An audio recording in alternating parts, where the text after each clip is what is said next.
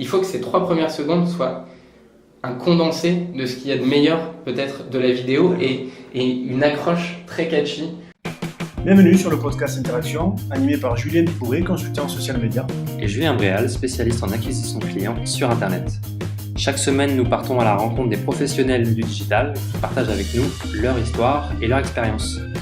N'hésitez pas à laisser une évaluation sur iTunes et à vous abonner. Bonne écoute. Bon, merci Nicolas du coup de m'accueillir dans les locaux de Minute Buzz. Pas de souci. C'est vraiment très gentil de ta part. Je pense qu'on va vraiment bien échanger sur ton métier, ce que tu fais. Et je pense que les gens qui nous écoutent vont apprendre plein de choses. Donc vraiment, restez jusqu'à la fin de l'épisode de ce podcast Interaction, vous allez apprendre plein de choses. Alors déjà Nicolas, j'aimerais que un petit peu tu m'expliques, on va se tutoyer. Oui, pas de souci. Je pense que c'est mieux.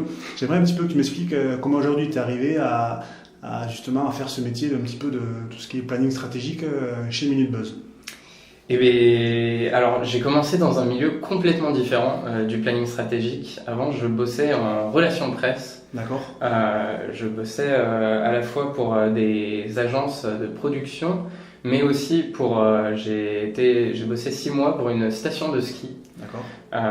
Donc expérience formidable, j'adorais, mais ce qui me manquait, c'était présenter un produit et puis derrière, on ne faisait que le présenter. Il n'y avait pas toute la stratégie marketing qu'on pouvait avoir derrière.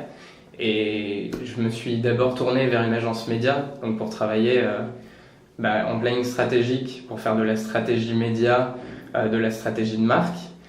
Et ensuite, cette fois-ci, il m'a encore manqué quelque chose. C'est un éternel manque, ma vie.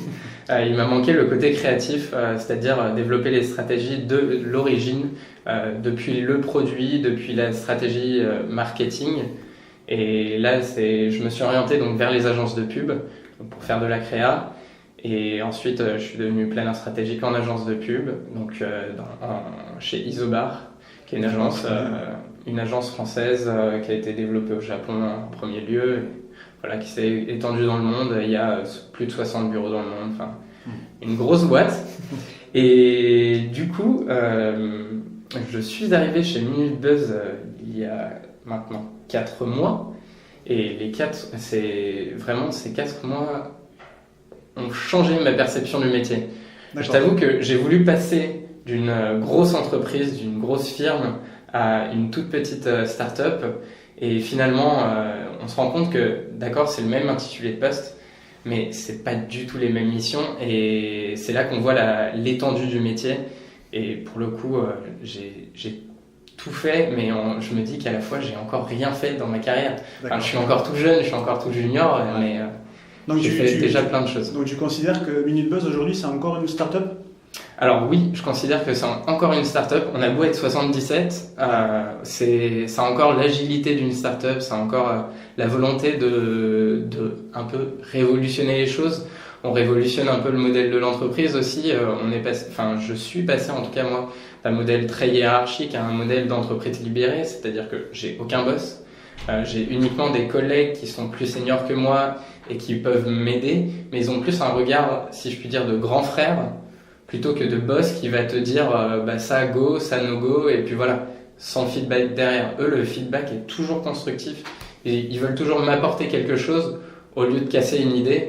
Et pour le coup, on a cette pédagogie-là de se dire mieux vaut que quelqu'un se casse la gueule, mais soit convaincu de son idée, plutôt qu'il soit pas convaincu de son idée et qu'il se casse plus ou moins la gueule, qu'il sache pas trop pourquoi. Voilà, c'est un peu notre philosophie. D'accord, moi je pense que c'est vraiment super. C'est un peu un processus horizontal, quoi. C'est un petit peu ce qu'on a aussi, ce qu'on verra après, ce qu'on va discuter sur les réseaux sociaux. Est-ce que tu pourrais quand même définir pour les gens qui ne connaissent pas en quoi ça consiste le métier justement de planeur stratégique ? Alors, planeur stratégique, c'est prendre un produit et en identifier le besoin qu'il y a chez les consommateurs et essayer d'aller répondre à ce besoin au travers d'une stratégie. Et vraiment, c'est pas uniquement pour pousser le produit, ça peut être pour pousser la marque, mais dans le cadre de mon travail chez Minute Buzz, ça va être de prendre ce produit, de voir quels aspects vont plaire à nos audiences, parce on est un média chez Minute Buzz, notre audience est très importante, et justement c'est faire à la fois la coordination entre ce client qui veut mettre en avant un produit et nos audiences qui ont une certaine attente quant à nos contenus et qui ne veut, enfin notre audience clairement ne veut pas des contenus publicitaires. Ils veulent des contenus qui les divertissent, qui les informent, mais pas du tout avec un produit au premier plan qui va être placé de façon ostentatoire. C'est vraiment, on va dire qu'ils acceptent les produits publicitaires, mais ils ne veulent pas qu'on leur mette en plein milieu d'un écran ou vraiment de façon ostentatoire. Ouais, c'est vraiment du storytelling, quoi. C'est aussi raconter l'histoire, apporter de la valeur aussi aux gens qui suivent. Parce que là, est-ce que tu peux dire pour quel client, par exemple, tu travailles on peut pas forcément. Alors, ceux pour lesquels j'ai travaillé aujourd'hui, je ne peux pas, mais j'ai eu l'occasion de bosser pour Epic, par exemple, qui sont les courses Epic Series, qui sont les courses épiques qui ont lieu à Vincennes. Voilà, c'est tout un championnat, et pour eux, en fait, c'était aujourd'hui l'image des courses est encore assez vieillotte, et c'est se dire, quel produit, qu'est-ce qu'on peut mettre en avant pour donner une nouvelle image aux courses, rajeunir cette image auprès des jeunes et leur donner envie d'aller les voir. Et à la fois, si ce n'est pas les voir, pourquoi pas suivre les contenus qu'ils réalisent, donc au travers de Minute Buzz, mais aussi sur leur page. Voilà, donc c'est vraiment une volonté de démocratiser parfois des produits auprès d'une cible qui n'y est pas encore sensibilisée. Et c'est donc du coup une stratégie qui est donc globale 360, ou c'est quand même, toi c'est plus quand même sur une certaine partie du digital ou autre? Alors Minute Buzz, on est spécialisé dans les réseaux sociaux. On a fait le choix il y a 2 ans de ne plus avoir de site internet. On fait de la vidéo 100% sociale. Donc on est uniquement sur nos pages Facebook, que sont celle de Minute Buzz, celle de Hero, qui est elle plus spécialisée sur l'entertainment et le cinéma, celle de Superbon, qui là couvre tout le secteur de la food, celle de Fresh, donc là qui concerne vraiment les femmes. C'est une page créée par des femmes pour des femmes, avec un ton ultra motivant. C'est pas du tout, on se morfond jamais en fait sur Fresh. Et enfin on a TF1 One, qui là est plus le pendant informatif de Minute Buzz. On reprend la plupart du temps des sujets que l'on a chez TF1 et on les retraite à notre manière, à la sauce Minute Buzz, pour prodiguer un contenu informatif, mais dans un temps très court, qui est l'exigence aujourd'hui des réseaux sociaux. Tout à fait. Ok, mais c'est très bien. Déjà, c'est des super conseils. Comment toi, tu vois un petit peu l'évolution de ton métier? Aujourd'hui, on constate que les plateformes sociales, ça évolue tous les jours, et qu'on est toujours, c'est toujours la course aussi à la visibilité, aussi à comment on fait pour capter l'attention. Comment toi, tu vois justement ces dernières nouveautés qui vont arriver, ou peut-être que tu as aussi des infos sur des choses qui vont aussi changer, révolutionner un peu en 2018? Eh bien, en 2018, en fait, nous on le sait, on est dépendant de Facebook. D'accord. On est dépendant des innovations de Facebook, de leur volonté, on est dépendant de la volonté de Mark Zuckerberg. Parce qu'on est utilisateur tiers, donc c'est vrai qu'on dépend, tout à fait. Et en fait, on est dépendant à un tel point qu'on suit tous les jours l'actualité de Facebook, parce que il y a quelques semaines, il a été question de peut-être voir apparaître un fil d'actualité uniquement pour ses amis, mais aussi un fil d'actualité un peu plus commercial avec des marques et autres. Et là, ça veut dire une chute de tout ce reach organique que l'on va avoir sur les gens, et donc une présence, en tout cas en sponsorisation, donc en publicité, pour le coup, sur des contenus sponsorisés, beaucoup plus forte, donc qui nous demanderait des investissements plus forts aussi, parce que chez Minute Buzz, on a cette capacité-là à avoir beaucoup de reach organique, c'est-à-dire aller toucher des gens assez facilement sans pour autant payer. Alors, au contraire d'autres marques qui n'ont qu'une base de 20 000 fans et qui doivent payer des contenus de façon très chère pour pouvoir les mettre en avant auprès de différents publics et de différentes audiences. Est-ce que, alors là on va rentrer un peu dans la technique, je ne sais pas si tu pourras nous donner le chiffre ou pas, mais est-ce qu'on peut, tu sais, le reach sur Facebook aujourd'hui il va passer même à 3%, ça va être dérisoire. Tu peux donner à peu près une moyenne de reach que vous arrivez à obtenir sur une communauté ou... Alors de reach, De portée, enfin, tu sais, de portée organique, si je ne me trompe pas, sur 2 vidéos, on arrive à faire 2 millions de reach. D'accord. Donc, ce qui est quand même énorme, mais c'est lié à notre communauté qui fait 4 millions 1. On est à 4 millions 1 d'abonnés, dont une majeure partie qui voit nos contenus tous les jours et qui les suit de façon assez assidue. Sur Minute Buzz, on est à 10 vidéos par jour. Et les 10 posts par jour, du coup. 10 posts par jour. D'accord, ok. On a une volonté d'avoir un post toutes les 2 heures, approximativement, pour à la fois ne pas surcharger l'audience, mais apporter un contenu constant à notre audience, qui est toujours en recherche de la nouveauté, de ce dernier mème, cette dernière vidéo qui va divertir tout le monde. Voilà, et après, on le sait, quand on touche parfaitement une audience, notre reach organique peut être démultiplié. On a des vidéos qui sont montées jusqu'à 130 millions de vues. D'accord. Et quelques. Donc, on le sait, une fois que le contenu touche parfaitement notre audience, qu'il est partagé, qu'il est liké, on peut avoir un reach organique énorme. Et du coup, c'est vrai que c'est des chiffres ça qui font, à chaque fois qu'on les entend, on dit que c'est énorme parce qu'il y a beaucoup de gens qui, sur les réseaux sociaux aussi, qui pataugent un peu. En plus, c'est aussi un marathon, faut dire aussi. Même maintenant, c'est plus un Ironman, je dirais presque qu'un marathon. Et est-ce que justement sur ces formats un peu aujourd'hui, notamment sur la vidéo ou sur le live, est-ce que toi, de ton expérience, tu as peut-être à nous donner quelques éléments qui font qu'on peut obtenir plus facilement ce genre de visibilité pour capter l'attention des différentes audiences? Alors oui, il y a des règles en fait très importantes que nous on a apprises au fur et à mesure des vidéos, mais que l'on ne capte pas toujours aux premiers abords et qu'on ne va pas forcément trouver sur un site. La première que l'on a, c'est les vidéos vues sur Facebook sont comptées à partir de 3 secondes. C'est-à-dire que si la personne ne la regarde pas plus de 3 secondes, ce n'est pas compté comme une vidéo vue. Ce sera compté comme un reach, parce que la vidéo aura apparu dans son fil d'actualité, mais pas une vidéo vue. Et pour ça, pour réussir à capter l'attention, il faut que ces 3 premières secondes soient un condensé de ce qu'il y a de meilleur peut-être de la vidéo et une accroche très catchy. Ouais. Donc ça aujourd'hui si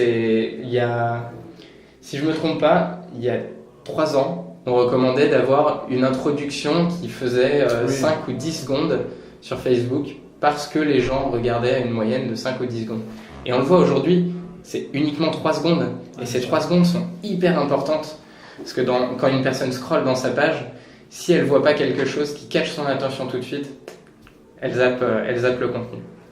Après, il y a une chose, on l'a très bien vu avec Facebook aujourd'hui, il ne faut pas des vidéos, bien que ça tende à se démocratiser, des vidéos qui fassent moins de 1 minute et des vidéos qui dépassent les 2 minutes. Les formats longs, en fait, Facebook a tendance à les démocratiser de plus en plus. C'est ce qu'ils veulent en termes de qualité éditoriale, mais si le contenu n'est pas de qualité, il sera redescendu dans l'algorithme et par conséquent, on est dépendant à ce niveau-là du nombre d'interactions avec la vidéo. Si on n'a pas beaucoup d'interactions dès la sortie de la vidéo, l'algorithme redescend la vidéo, au contraire d'une vidéo qui fait 1 minute 30 où l'algorithme va la redescendre dans le fil d'actualité des gens plus lentement et donc qui aura plus d'interactions. D'accord. Voilà, donc ma recommandation, si je puis dire à ce niveau-là, c'est d'avoir 3 secondes très catchy, en tout cas en vidéo, et de réaliser une vidéo d'environ 1 minute 30, ce qui est très important pour le coup. Et après, on l'a vu aujourd'hui, les formats statiques ne fonctionnent plus bien. Les photos et les gifs, en fait, aujourd'hui, on préfère faire des gifs qui se répètent c'est un peu notre hack à nous, c'est ne plus faire de gifs, mais faire des gifs vidéo, donc qui durent toujours 2-3 secondes, comme c'était le cas pour des gifs, mais là qui vont se répéter sur une vidéo d'1 minute, ce qui permettra que cela remonte dans le fil d'actualité. Vu que Facebook privilégie les vidéos, quoi qu'il arrive, mieux vaut faire un gif en vidéo qu'un gif en image statique. D'accord. Et c'est quoi ton avis aussi aujourd'hui sur le live?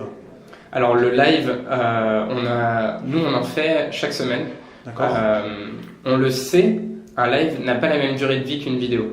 Un live c'est instantané, il faut toujours appeler sa communauté avant de le réaliser, mais on a toujours moins de reach sur un live que sur une vidéo. Néanmoins, ce qu'il est possible de faire, et ce que l'on fait parfois, quand le live fonctionne bien, on le récupère derrière et on le remonte pour le ressortir en vidéo, ce qui permet de donner une seconde vie au live et à la fois d'avoir un reach supérieur pour un même tournage finalement. On garde... D'accord, donc tu veux dire en fait qu'une fois que tu as fait ça c'est un bon conseil, une fois que tu as fait ton live, après tu vas retélécharger du coup le live et après le re-uploader directement au nouveau sur Facebook comme un post que tu aurais fait en plus. Tout à fait, parce qu'aujourd'hui nous on a la possibilité de réaliser des lives à plusieurs caméras, ce que l'on fait à chaque fois, et ce qui nous permet d'avoir une réalisation en direct, mais vu qu'on a les rushs généralement c'est à 3 caméras ou 4, vu qu'on a les rushs de ces 3 ou 4 caméras, parfois en direct on n'a pas capté l'angle qu'il fallait, on n'a pas eu forcément le point de vue qu'il fallait, alors que quand on remonte derrière en vidéo, on arrive à avoir ce point de vue, à avoir cette réalisation qui va faire que la vidéo va être plus catchy, va être plus entraînante et va être plus appréciée en tout cas de notre audience. D'accord. Et est-ce que tu dirais aussi, du coup, là vraiment on entre un peu, c'est super intéressant je trouve de parler de ça avec toi, est-ce que tu peux aussi considérer que du coup sur Facebook c'est plus un format plus court du coup, et que sur YouTube on est sur un format quand même un peu plus long pour les gens qui vont le consulter ou pas du tout? C'est exactement ça. En fait, pour moi c'est 2 plateformes différentes et chacune a sa part. C'est-à-dire que Facebook, les gens sont là pour avoir de l'information, du contenu, de façon très rapide. Le geste d'aller sur YouTube est complètement différent. Parce que Facebook, c'est la petite pause de 1 minute, 1 minute 30. YouTube, c'est vraiment la volonté d'aller voir une vidéo. Donc, on peut avoir des vidéos plus longues sur YouTube de par cette action. C'est vraiment la volonté d'avoir une vidéo et un contenu qui nous intéresse. Donc, on va aller chercher ce contenu qui nous intéresse et une fois qu'on est dessus, on va rester, on va le regarder. Au contraire de Facebook, où là c'est scroller dans un fil d'actualité, donc on reste pas forcément sur le compte. Ouais, moi ce que je dis souvent c'est notamment YouTube ou Google c'est des recherches un peu à l'intention, c'est-à-dire on va dire comment acheter quelque chose, et sur Facebook c'est la découverte, c'est-à-dire qu'on va te découvrir, donc il faut encore plus essayer de capter l'attention rapidement, et ça souvent les gens qui se lancent sur les réseaux sociaux ils comprennent pas ça. Ils ont un peu de mal avec ça, les entreprises très institutionnelles, c'est un peu compliqué, il y a beaucoup de corporate, et c'est pour ça que je voulais vraiment que tu précises ça, parce que c'est un bon moyen aussi d'arriver à comprendre la différence entre les deux. Qu'est-ce que tu pourrais donner comme premier conseil à une entreprise ou un entrepreneur qui aujourd'hui veut se lancer ou qui a déjà quelques plateformes sociales, mais qui patauge un petit peu, qui a un peu de mal et qui ne voit pas forcément trop les opportunités qu'elle peut en tirer pour son business? Alors, pour moi, aujourd'hui, n'importe qui, n'importe quel business, n'importe quelle entité devrait préempter le sujet des réseaux sociaux. C'est un sujet incontournable. On le voit, quel que soit le réseau social, il y a toujours une audience pour un type de vidéo. Et pour moi, que l'on soit, je sais pas, une start-up, que l'on soit un grand groupe pourrait tout à fait imaginer créer du contenu pour valoriser sa politique. C'est vraiment c'est un cas que j'ai vu pour l'entreprise d'un ami, c'est valoriser sa politique RSE. D'accord. Mais ce qu'il faut comprendre, c'est que les réseaux sociaux ne servent pas à faire de la pub, ça sert à valoriser des initiatives, à valoriser ce que l'on veut faire, mais pas à faire de la pub. Une pub sur Facebook ne fonctionne pas, excepté si c'est une pub qui a été mondialement reconnue par un réalisateur. Tu veux dire une pub, par exemple de la télé? Oui, une pub télé qu'on remet sur Facebook ne fonctionne pas. Par contre, une vidéo qui va parler d'une marque, où l'on va voir les employés par exemple, je prends encore une fois ce grand groupe, on va voir les initiatives de ces employés, comment ils les mettent en place, pourquoi ils les mettent en place. Ce contenu va plus intéresser que la publicité. Et sur les réseaux sociaux, ce contenu fonctionnera mieux. Et après, si c'est quelqu'un qui doit se lancer et qui ne sait pas encore trop comment préempter le sujet des réseaux sociaux, c'est ne pas se lancer en faisant de la quantité et pour ne pas faire de la qualité. C'est vraiment se lancer en faisant de la qualité, peut-être une première vidéo très qualitative. Toi, tu dirais donc de suite de mettre la vidéo pour une personne qui se lance Pour moi, lancer tout de suite de la vidéo, bien évidemment, il faut des lieux de rencontre avec ses audiences. Donc, une page Facebook, une page YouTube, une page, pourquoi pas Instagram, ça dépend du business que l'on a, ça dépend de l'esthétique que l'on veut mettre en avant. Et ensuite, sur Instagram, c'est le réseau, pour le coup, de l'esthétique et de l'image. Donc, commencer par des images, mais pas des images très simples, pas prendre son sac à dos et dire mais aujourd'hui, c'est journée de travail. Non, il faut qu'il y ait un but derrière chaque image, et pareil en vidéo. C'est vraiment vouloir montrer quelque chose, mais pas de façon désuète, d'une façon qui va pouvoir catcher l'attention et intéresser l'audience que l'on veut toucher. Voilà. D'accord, donc tu donnerais ces 2 premiers conseils du coup à une personne qui veut se lancer sur... Voilà. Est-ce que pour toi aujourd'hui il y a des plateformes sociales qui sont, où il y a plus d'opportunités que d'autres aujourd'hui, en termes de visibilité ou business? Alors, ça dépend encore une fois de l'audience. Pour moi, ça dépend vraiment de l'audience. D'accord. Si on veut, on le voit aujourd'hui, 50% des gens qui s'inscrivent à Instagram n'ont pas de compte Facebook. D'accord. Ok. Donc, c'est un réseau social en plein développement, c'est le réseau de l'image, et à la fois, il ne faut pas se lancer à tête baissée dedans, parce que il y a des secteurs qui fonctionnent très bien sur Instagram, mais il y a aussi des secteurs qui ne fonctionnent pas. Et après, en tant que professionnel, ce qui est très important selon moi, quand on veut faire de la communication corporate, quand on veut faire du personal branding, LinkedIn est très intéressant en ce sens-là, et très important. YouTube aussi, parce que YouTube, pour moi, il y a 3 parties, on va dire. Les vidéos divertissantes, les vidéos informatives et de formation, parce que sur YouTube, il y a un pan énorme en termes de formation, et aujourd'hui, même en interne, pour les entreprises, YouTube est une véritable opportunité. C'est-à-dire que un employé va préférer regarder 1 minute 30 de vidéo que lire un document de 5 pages qui va, faut le dire, l'emmerder. Voilà, c'est clair. On peut le dire, ça va l'emmerder. Alors que 1 minute 30 de vidéo, s'il se dit, tiens, à la place d'un document qui va me mettre 20 minutes à lire, j'ai chaque jour de ma semaine 1 minute 30 de vidéo à regarder, c'est sûr qu'il le fera. Alors que le document, non. Voilà, tous les réseaux sociaux, en fait, chaque réseau social a son utilité. Ils ont des spécificités, mais pour le coup, on peut chaque fois les exploiter à des fins différentes. Peut-être que si je prends le cas d'une personne qui lance sa start-up et qui veut en faire parler, c'est peut-être commencer par en parler sur LinkedIn, prendre les avis de sa communauté, prendre les avis de ses proches, même sur LinkedIn, et de ses anciens collègues, qui vont toujours être constructifs, et ensuite développer d'autres réseaux sociaux, que ce soit YouTube pour faire des vidéos de formation, pour parler de ce qu'on fait, comment on veut le faire et dans quel but, parce que l'idée d'ambition est très forte sur YouTube. C'est d'ailleurs le 3e pan, c'est les vidéos aspirationnelles et complètement inspirantes sur n'importe quel sujet. Et on le voit aujourd'hui, il y a beaucoup de vidéos qui ne vont pas avoir un but de montrer un produit, mais qui vont juste être avec une volonté de voilà, je vous parle de ce que j'ai fait et je vous mets pas mon produit en avant. C'est juste voilà, je l'ai fait comme ça, c'est accessible aux gens, c'est accessible à tout le monde. Maintenant, voilà comment moi je me suis lancé. Et allez-y, quoi. N'hésitez pas, parce que il faut se donner sa chance. Mais pourquoi ne pas se la donner, en fait.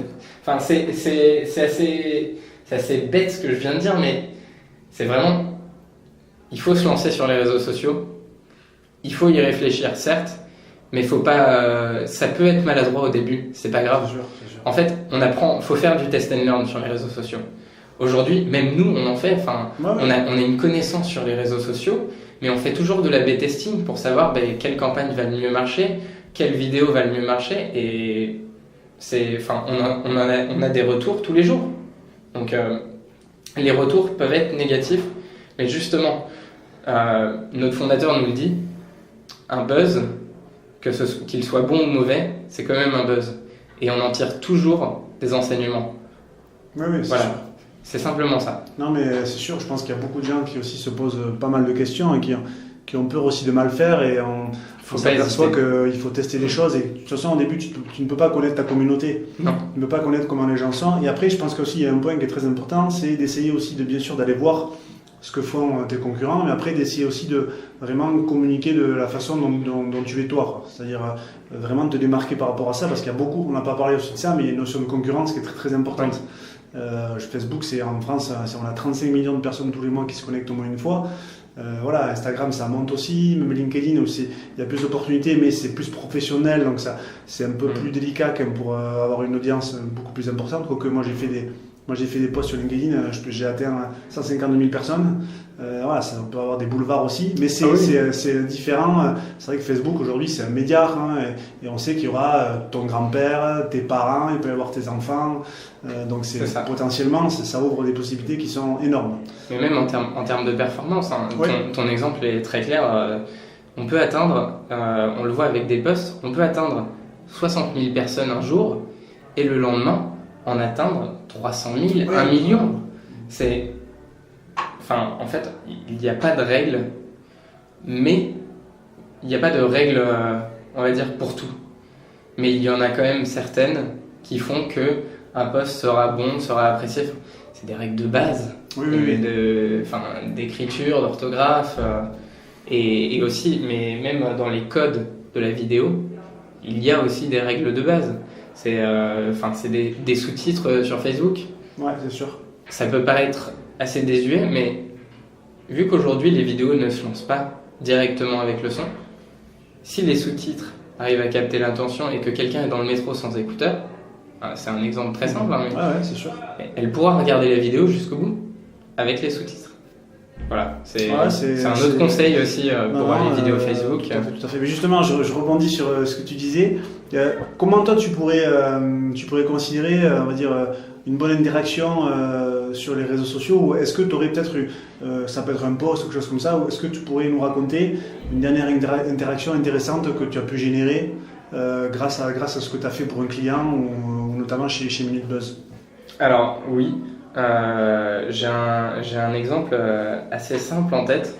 On a réalisé une vidéo à propos de 12 février, qui est une fille qui a été une grande brûlée lorsqu'elle était jeune. Voilà, ça a été réalisé sur Fresh. D'accord. Et pour le coup, c'est un contenu qui a ému beaucoup de gens. Mais ça ne les a pas émus au sens larmoyant. Au contraire, c'était un discours à la fois motivant, et cette fille qui a une force de caractère, c'est incroyable. Et justement, en fait, les interactions qu'on a reçues, en fait, les interactions qui ont été fortes pour nous, c'est merci. Ça fait du bien d'avoir ce type de discours. C'est motivant, c'est inspirant. En fait, à partir du moment où sur Fresh, en tout cas, on se dit qu'on inspire les gens, pour nous, mais c'est la meilleure des récompenses. C'est inspirer les gens.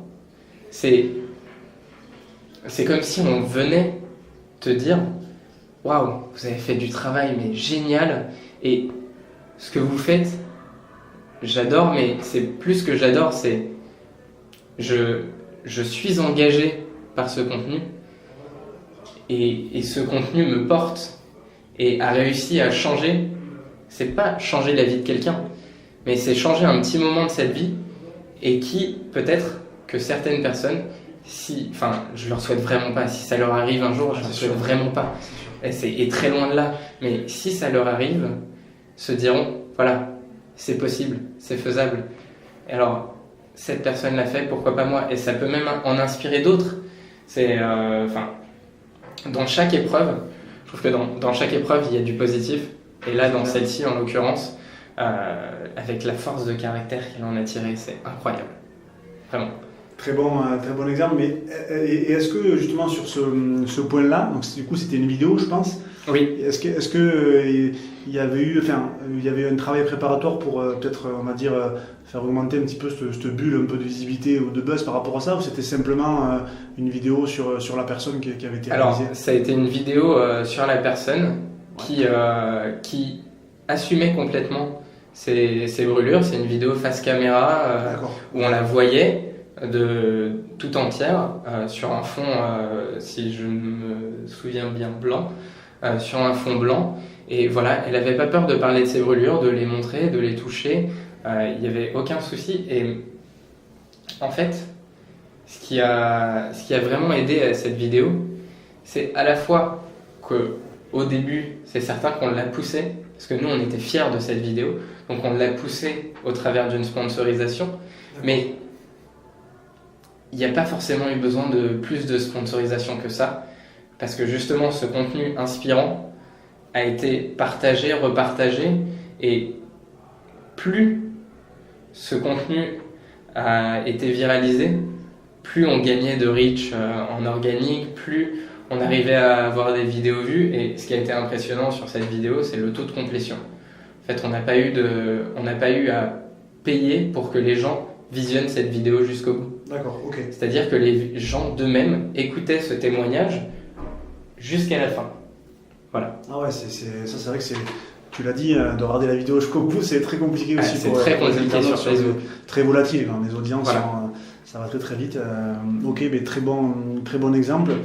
On arrive sur les dernières questions. Qu'est-ce que tu préfères et qu'est-ce que tu aimes un peu moins faire au quotidien dans ton métier, du coup, ici chez Minute Buzz? Alors, ce que je préfère, c'est en fait la créativité que l'on a à chaque fois qu'on brainstorm. C'est-à-dire qu'on... Pas de limite.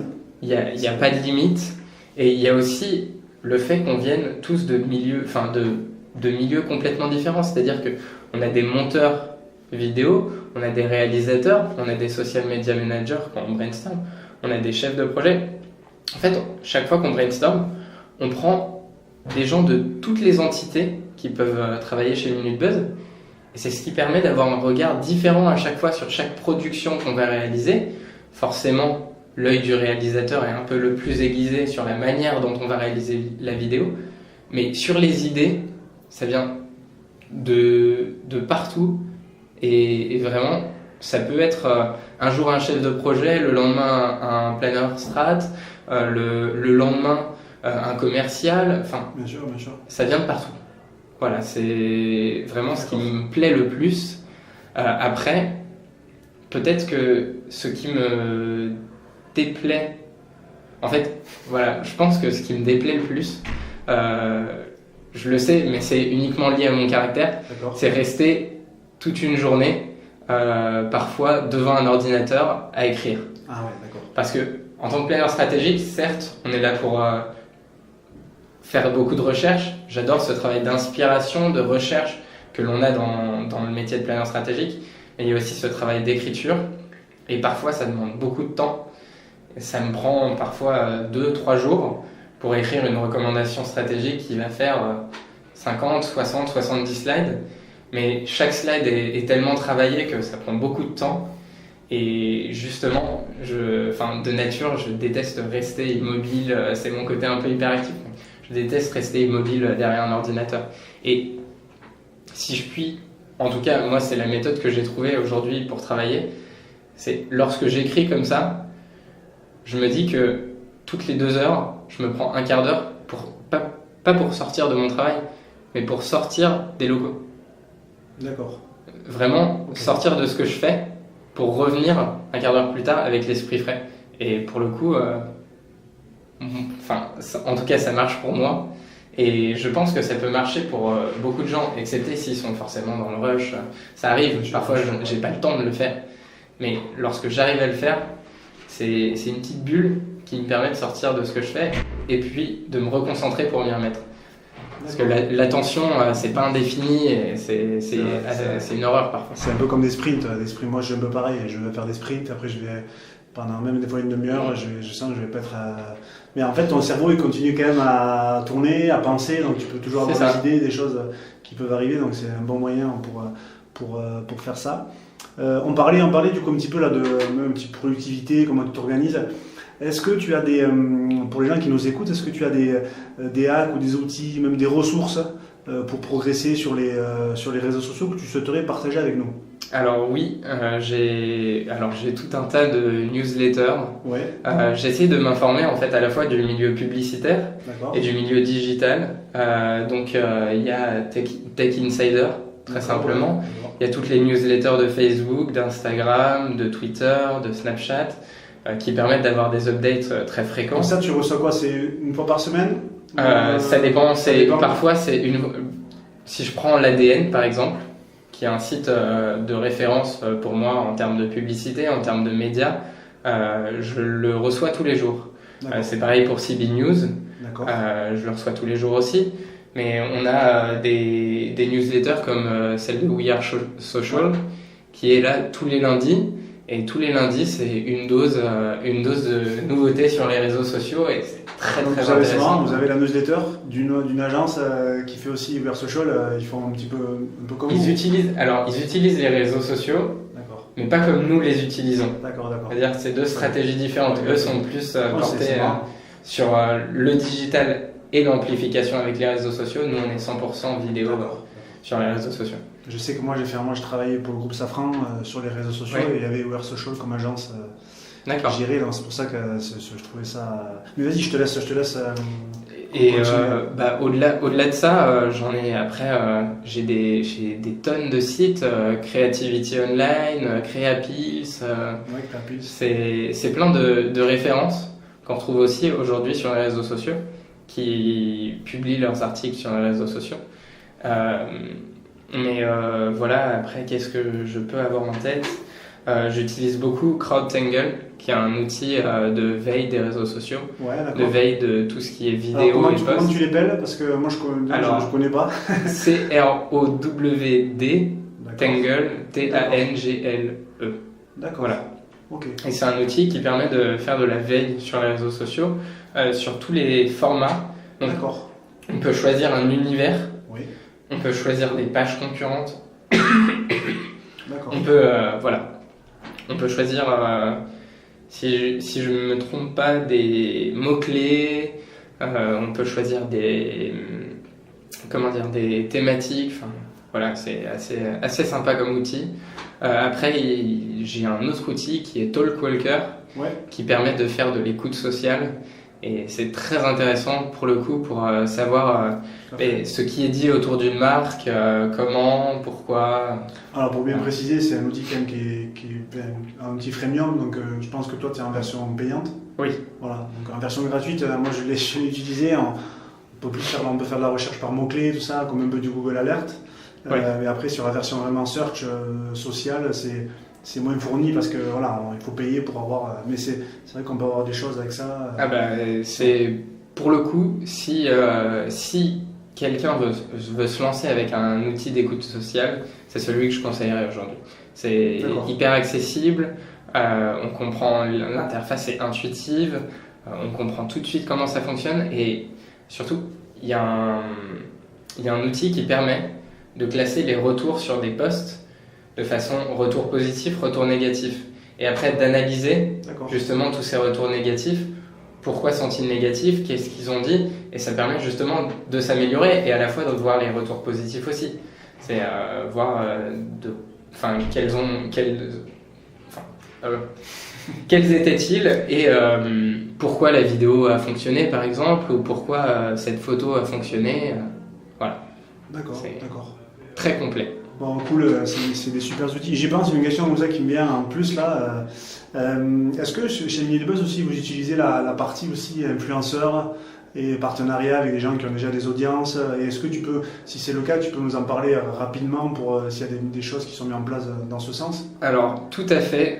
Aujourd'hui, on a en moyenne 3 vidéos par jour qui viennent soit d'influenceurs, qui ont souhaité que l'on reposte leurs vidéos chez nous, soit ce qu'on appelle nous des amis, entre guillemets, parce que les influenceurs sont un peu, parfois au fur et à mesure du temps, c'est devenu des amis, et justement on publie leurs vidéos et pour qu'à la fois ça leur donne de la visibilité, pour à la fois nourrir nos audiences, parce qu'on sait que c'est des contenus qui plaisent à nos audiences, et parfois pour des contenus commerciaux, on arrive à travailler avec des influenceurs. Récemment, on a travaillé avec Studio Daniel sur un projet que je ne peux pas dévoiler. D'accord. Mais voilà, on travaille assez souvent avec des influenceurs. Pour les marques, forcément, c'est un gain de visibilité parce qu'ils publient auprès de leur communauté et nous publions auprès de notre communauté. Mais c'est aussi un atout d'audience, de ciblage d'audience. Parce qu'en fonction du secteur, en fonction de la catégorie d'âge que veut toucher l'annonceur, on a un influenceur qui peut être référent sur tel ou tel sujet. Et du coup, est-ce que ça veut dire qu'en plus des clients que vous avez, il y a des gens qui vous sollicitent aussi en plus un peu en one-shot pour avoir des reprises sur des vidéos ou des contenus, ou les reprises qu'il y a sur les plateformes Minute Buzz, c'est plus pour des clients après que vous allez capter sur les appels d'offres? Alors, les reprises que l'on fait d'influenceurs, c'est directement nous qui sommes en contact avec eux et c'est pas forcément pour des marques. D'accord. Okay. Par contre, ce que l'on fait, c'est qu'on tourne des vidéos avec les influenceurs pour des marques. C'est-à-dire qu'une marque vient nous consulter à propos d'un projet, à propos d'un nouveau produit qu'elle veut lancer, à propos d'une stratégie globale d'année, et on lui dit, voilà, dans le budget, on voudrait faire entrer cet influenceur parce que pour nous, ça donne une légitimité ou un côté divertissant à la vidéo, et parce que le ton avec lequel il traite ces sujets nous plaît. Et au-delà de ça, il y a une partie aussi forcément data et communauté que l'on ajoute à notre dispositif qui vient le renforcer. D'accord. Voilà. Donc les influenceurs, on va dire que parfois ça peut être cher. C'est sûr. Mais c'est tellement bénéfique sur certaines communautés que... Est-ce qu'on peut juste donner quelques fourchettes, si tu peux, d'un influenceur, combien ça peut coûter? On va dire quelqu'un, qui, je sais pas, tu peux donner les chiffres sur les audiences qu'ils ont et sur combien ça peut coûter pour une entreprise pour avoir une mise en avant. Alors, je t'avoue que dans mon métier, je m'occupe très peu des chiffres, c'est surtout les commerciaux. Okay. J'ai pas tellement de fourchettes, je sais pas combien aujourd'hui nous on les paye quand on travaille avec eux. Mais je crois que c'est des parts assez importantes de nos budgets à chaque fois. Ouais, d'accord. Ouais, parce qu'ils ont des audiences qui sont hyper. C'est certain qu'on ne va pas payer la même somme une personne qui a une audience de 3 millions et une personne qui a une audience de 20 000 personnes, 70 000 personnes. Ouais, c'est clair. C'est aussi en fonction de la communauté et en fonction du nombre de vues par contenu à chaque fois. C'est clair, c'est clair. Encore une question qui me vient comme ça, c'est passionnant, donc je préfère te le poser, ça va vraiment intéresser les gens. Comment je fais du coup si moi, je lance un concept, on va dire je lance une start-up et je sais que c'est important pour moi d'être repris par des influenceurs, donc Minute Buzz c'est aussi une grosse influence par rapport à la capacité de personnes que vous pouvez toucher. Comment je peux arriver, parce que je suppose que vous devez être quand même très sollicité pour des personnes qui... Est-ce quelle est un peu je ne sais pas si tu pourras me la donner, mais c'est quoi un peu le secret pour faire en sorte qu'une personne puisse taper dans l'œil ou qu'un projet puisse taper dans l'œil de Minute Buzz et pour faciliter une reprise et peut-être pour elle qui pourrait lui amener une visibilité qui sera formidable? Alors, il y a chez Minute Buzz, donc c'est ce que je disais tout à l'heure, on a 6 pages différentes. Oui. Il faut que le contenu corresponde à la ligne éditoriale de chaque marque. D'accord. C'est-à-dire, si c'est chez Minute Buzz, et c'est d'ailleurs les influenceurs, la plupart du temps, on les reprend chez Minute Buzz. Chez Superbon, chez Fresh, c'est un peu plus difficile. Mais la plupart du temps, donc, oui, on nous consulte pour avoir des publications chez Minute Buzz. Et en fait, il faut que le contenu corresponde à notre ligne éditoriale. Et s'il ne correspond pas à notre ligne éditoriale, c'est peut-être que finalement, ce n'est pas nous qu'il faut venir voir comme influenceur. Mais en fait, il faut trouver l'influenceur qui va être sensible à notre sujet, même si c'est une micro-influence. Parfois, c'est une personne qui a 4000 fans, mais c'est peut-être un sujet qui va intéresser ces 4000 personnes, et mieux vaut 4000 personnes engagées que 10 000 personnes qui n'en ont rien à faire. Ouais, c'est sûr. C'est vraiment, si j'ai un conseil à apporter aux gens, c'est vraiment d'aller vers des influenceurs qui vont être intéressés par leur sujet, plutôt qu'aller vers des influenceurs qui vont tout de suite avoir une communauté énorme, certes, mais avec sur une communauté de 2 millions, peut-être 10 000 personnes qui vont en avoir quelque chose à faire. Oui, voilà. Non, je crois qu'il faut privilégier la partie qualitative plutôt que la quantité, mais c'est vrai que des fois c'est pas évident par rapport à ça. Où est-ce qu'on peut te retrouver si on souhaite te solliciter ou te contacter, même pour échanger avec toi Eh bien, j'ai un compte LinkedIn sur lequel il m'arrive de publier. D'accord. J'ai mon compte Facebook. Je n'ai plus de Twitter. J'ai pris ce parti cette année de ne plus utiliser Twitter. Pourquoi du coup plus Twitter ? Alors plus Twitter parce que pour moi c'est devenu aujourd'hui uniquement un réseau d'information et à la fois aussi, je dois le dire, un réseau de bad buzz. C'est-à-dire que chaque fois qu'il y a... j'utilise toujours Twitter pour m'informer parfois sur certains hashtags, mais sans plus. C'est-à-dire que c'est uniquement pour m'informer. Je ne trouve plus d'utilité à publier sur Twitter. Je ne trouve plus de communautés qui vont me servir sur Twitter, en tout cas personnellement. Donc voilà, j'ai fait le choix de supprimer mon compte. Moi je l'utilise aussi, mais c'est plus aussi quand je fais de la formation et tout ça. Mais, oui, mais à usage, en fait, c'est ça, c'est ou à usage d'information ou à usage professionnel. Voilà, c'est pour moi la tendance qui tend, c'est la tendance qui tend. C'est beau ça. Non, c'est la tendance de Twitter en 2018. C'est vraiment faire de l'actualité et du professionnel. Et du coup, ça veut dire que dans ton discours, si je comprends, une entreprise, peut-être tu ne conseillerais peut-être pas du coup d'aller sur Twitter. Alors, si c'est pour donner des informations à propos de l'entreprise, si. D'accord. Si c'est pour... en fait, les journalistes s'informent pas mal sur Twitter. C'est vrai. Et du coup, si on donne du contenu à propos donc, de l'entreprise, une actualité de l'entreprise, oui. Mais par contre, si on veut donner des informations sur un process de fonctionnement sur Twitter, pour moi, ça n'a aucun intérêt. Tandis que sur LinkedIn, là oui, ça a un intérêt.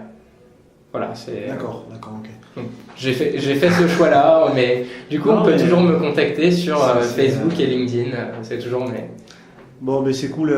Écoute, Nicolas, je te remercie grandement. On est vraiment rentré un peu dans la partie technique, donc c'est intéressant aussi pour les gens qui nous suivent. Je te souhaite du coup une bonne continuation chez Minute Buzz. Merci beaucoup à toi aussi. Et je te dis à bientôt du coup sur les différents réseaux sociaux. Eh bien oui, avec plaisir. Salut. Allez. Merci d'avoir écouté cet épisode. Si ce podcast vous a plu, n'hésitez pas à laisser un avis positif sur iTunes. Vous pouvez nous retrouver sur LinkedIn à Julien Bréal et Julien Pibouret. À bientôt.